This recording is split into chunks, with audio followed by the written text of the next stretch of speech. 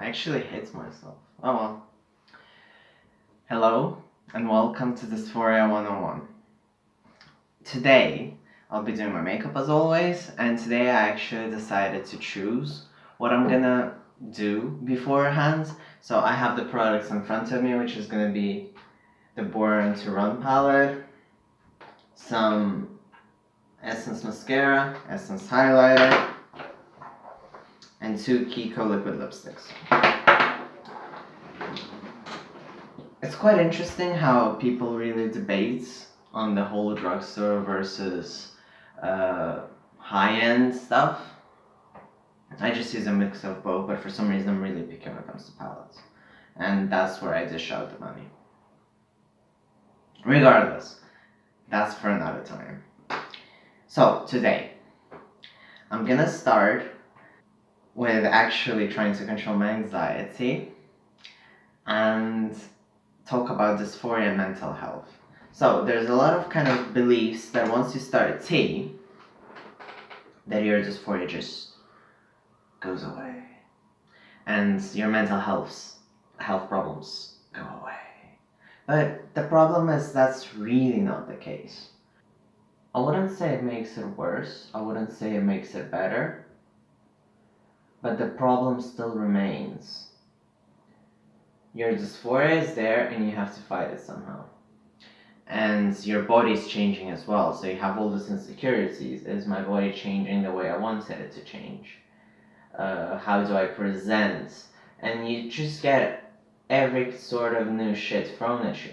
But the thing is, all that shit is pretty much what you wanted your whole life. Like, I remember being pretty and thinking that I want these problems to occur to me because I'm so tired of waiting. And I waited for a really long while to go and see, unfortunately, due to life being shitty. So, my mental health has always kind of been a trash can, which I've carried around my entire life due to genetics. And not only, but I've had abuse in the past, I've had really bad partners, I've had bullying, so I've pretty much had everything. So if I were like to stand up and hold a sign, I'd say I have bipolar and I have anxiety disorder and I have some trauma. So yeah, so that's pretty much it to summarize me really fast. Like, you know, what I tell doctors when you enter the room of a new doctor and they want to know what the hell is going on in your brain, that's pretty much what I say. I know, I'm sorry, I should be using a white, but I'm using my fingers. So this topic is quite anxious for me to discuss because saying that you have dysphoria 1 year after tea isn't really the most uplifting thing to reassure someone, right? But the problem is that I started getting more of it as I became more comfortable with myself. It started because I was in a place where I was like, okay, I can present myself. I can do makeup, for instance, right? And I was like, okay, I can do whatever I want now. I'm passing. And to my dysphoria, it felt like a contest of how far can I go? How far can I push the dysphoria? How far? Because the thing is, before I started I really enjoyed makeup. And I wore it every day with like the craziest stuff. And I don't dare to do that on the street anymore. So, to be honest, these neon yellow nails, which I'm rocking right now, they're probably the brightest thing I've worn in the past maybe 6 years. I honestly have no idea.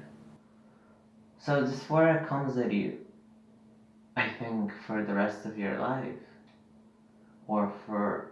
It's not that it's always there, but it will come at you. It will try to do things to you. simply because you're trans. Sometimes it fades, I'm not gonna lie. Sometimes you're fine, and there are people who don't experience it, like, at the end of their transition and etc. But I still think that to some extent, people still experience it. That's a really hard pill to swallow, and specifically when I'm talking to younger trans guys, I mean younger in their transition, I say, yeah, it's gonna get better. Because that's what you need to believe. Because it does get better and it doesn't at the same time, because you get new dysphorias, you get new insecurities. And specifically being a guy in makeup, I really struggle with a lot of things. Like, I constantly have to think, can I wear this? Will this be okay? Or like, I also have a skirt. Lovely skirt, by the way. And I haven't worn it to my peers at university because I'm completely terrified. But I've worn it to like for another LGBT person to see it, for instance. Or I've worn it, I think I wore it on the streets, like other than that time. But that's not the point, but the point is that I freeze up. And because we kind of police ourselves, like, ooh, you should act like that because you're a guy, or like, ooh, you should act like that because you're a woman, or ooh, you should act like that because you're non-binary, we really, really harm ourselves. Something which starts off from our dysphoria from other peers. And it's not really, of course, a lot of it very often comes from cis people, but a lot of it also comes from other trans people who are very insecure about themselves, so they start policing everyone else. And that's also a problem. And that's very often another root for dysphoria for many trans guys or trans people. So I don't know, it's really sad how we really police ourselves because we're so scared of not fitting in, and sometimes we're in places where we just can't afford to do that. And I understand that in my case, I'm passing, so that's the privilege I have. But if I were to go, for instance, back home, back home is it's not really home, but back to see my family, I wouldn't be able to rock a beard with makeup. Oh God, no. So it's just because I happen to be lucky at this time, you know. And I know that a lot of my audience, I'm guessing, is American because most of the internet is American. So, it's quite easier to rock something you really want to rock, even if it's not the usual.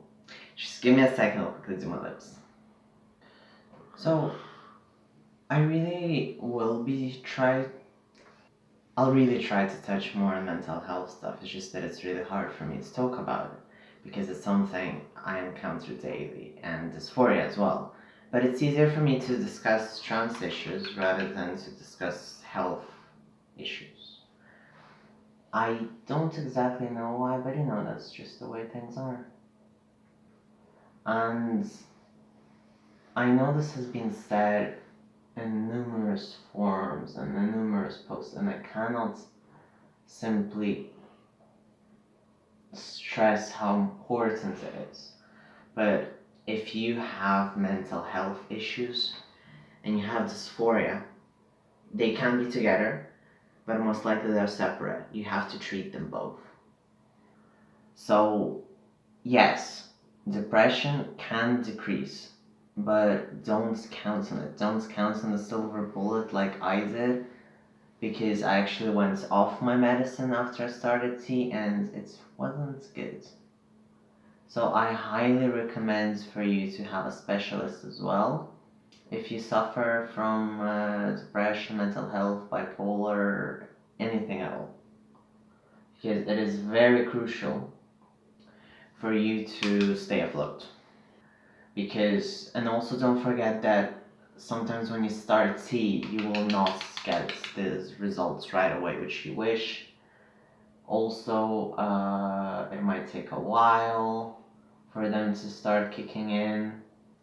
Or in general, even if they do kick in, you might be, thinking that it should be better, but for some reason, it's at the pace it is.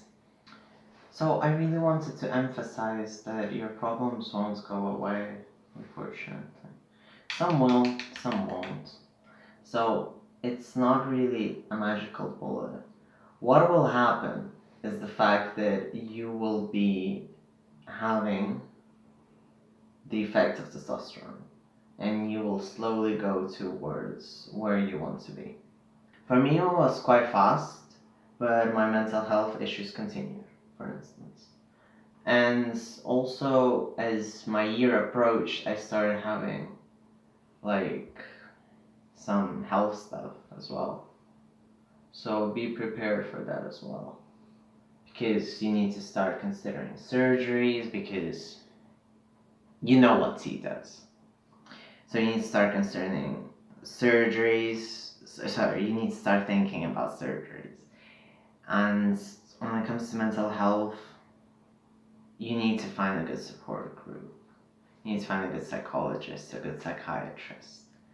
And I'll try to open up a bit more on mental health in the next videos.